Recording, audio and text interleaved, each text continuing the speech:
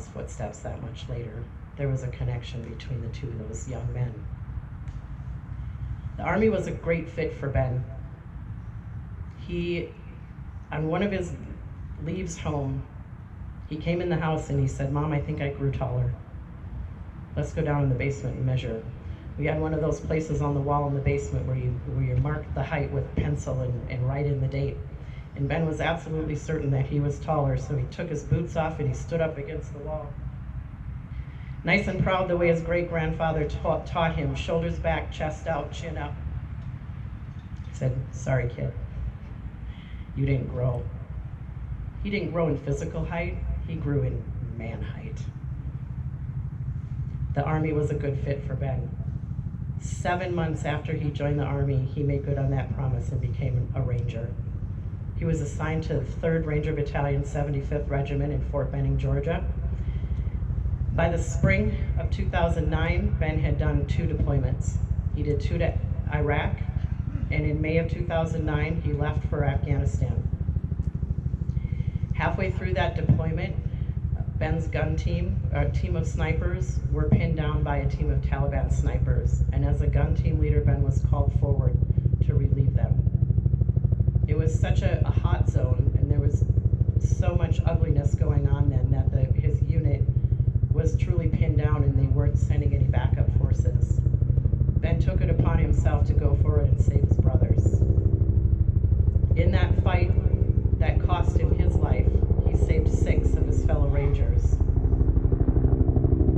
I'm gonna wait a minute, I don't know if you can, I'll wait a minute until the helicopter flies over. It is.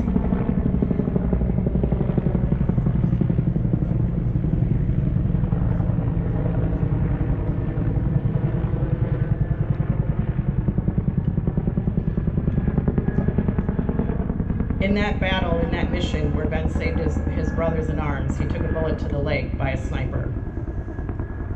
He underwent surgery in Afghanistan, survived his injuries long enough to make it back to Walter Reed, where he arrived 4 days after he had been shot. The doctors informed me that he was brain dead and asked me to consider donating his organs. And I did without hesitation. Because Ben was 21, that decision was not mine if he had written those wishes down somewhere.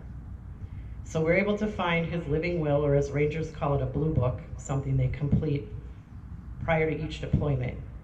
And there was actually a question that asked, "In the event of your death, do you wish to donate your organs?" And Ben wrote in yes. The question that followed asked, "Which ones?" And Ben wrote in, "Any that are needed." And so 8 days after my son was shot by a sniper on the battlefield in Afghanistan, he was removed from life support, but not before all of his major organs, bones, skin, and tissue were donated to save strangers' lives. He directly saved the lives of 4 people with the donation of his heart, kidneys, and liver, and enhanced the lives of 55 more with the donation of his bones, skin, and tissue. In that blue book, he also wished to be laid to rest at Arlington. And I honored those wishes. Even though I lived in Minnesota, I didn't hesitate to honor his wishes to be laid to rest at Arlington. Ben had called me a little bit before he left for that last deployment. And I answered the phone, I said, "Hi, Ben." He said, "Mom, if I die, should I be laid to rest in Minnesota at Fort Snelling, or should I go to Arlington?" I said, "Why are you asking me this?" "Just answer the question, Mom." I said, "Well, Minnesota is your home state, Ben. I think it would make sense for you to be laid to rest there. But I understand why you would want to be laid to rest at Arlington.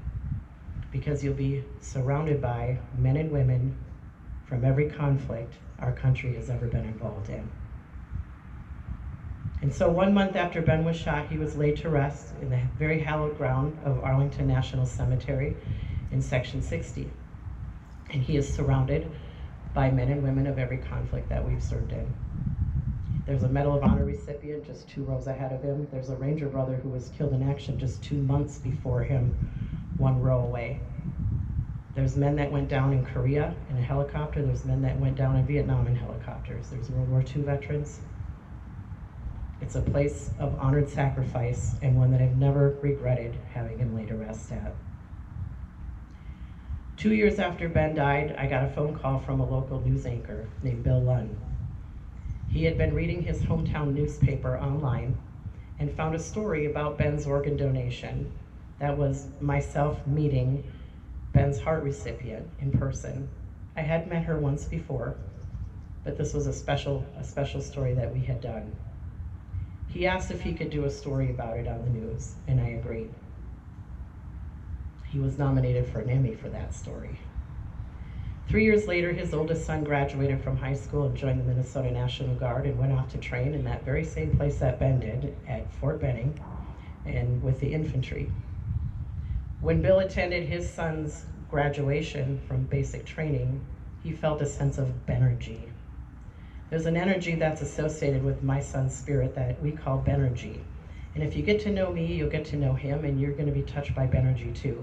Y'all actually just were. When I had to take a break and pause, a Black Hawk flew over.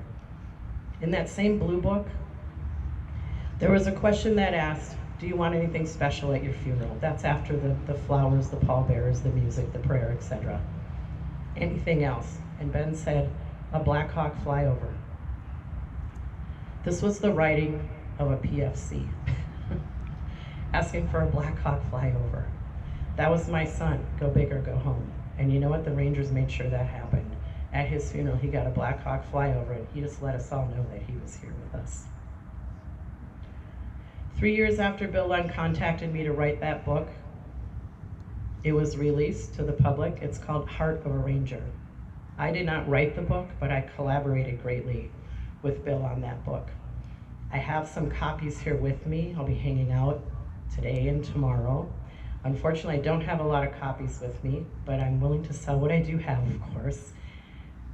Above and beyond that, I want to just hear your stories. I want to get to know all of you. Please take a minute to come and visit me. I'm so honored to be in your presence. You are the men and women that caused my son to want to join the military. It wasn't just because of his great-grandfather or because of my encouragement and support. It was because he wanted to emulate the service of every veteran that came before him. And he only got to become a veteran upon his death for the sacrifice that he was willing to make. But it's a sacrifice that all of you as veterans are willing to make as well. I am a grateful American. I'm grateful for all of you, for all of your service and what you were willing to give up and what you continue to give up and the ways that you continue to serve. And I am so honored to be here in your presence. Thank you all. God bless America.